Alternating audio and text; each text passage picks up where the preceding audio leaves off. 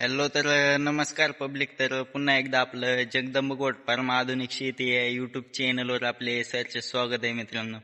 तर आपण आजच्या व्हिडिओमध्ये बघणार आहोत की थंबनेल बघून तर तुम्हाला कळलंच असेल की आपण आज कोणत्या विषयावर माहिती बघणार आहोत.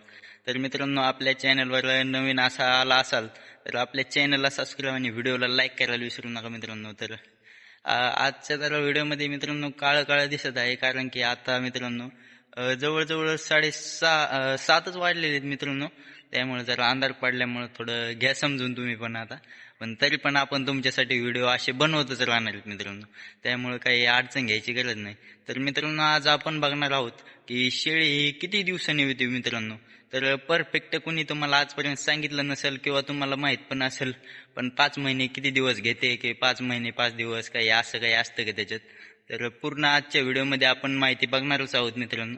तर आता सांगू मी तुम्हाला.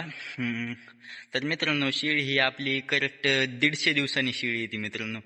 जर मित्रांनो आपण जर 150 दिवस म्हणजे कंप्लीट 5 महिने मित्रांनो, शेळी एक दिवस पण वर घेत नाही आणि एक दिवस पण कमी घेत नाही मित्रांनो. करेक्ट शेळीला 150 दिवस लागतात मित्रांनो, कारण की आपण अंदाजे काय बोलत नाही मित्रांनो. तर हे म्हणजे रिअल घटना आहे मित्रांनो, कारण की मी जे वेळेस माझी स्वतःची शेळी लावतो मित्रांनो मी, आणि करेक्ट मी दिवस पण मोजलेले आहेत. तर 150 दिवस भरलेले आहेत मित्रांनो.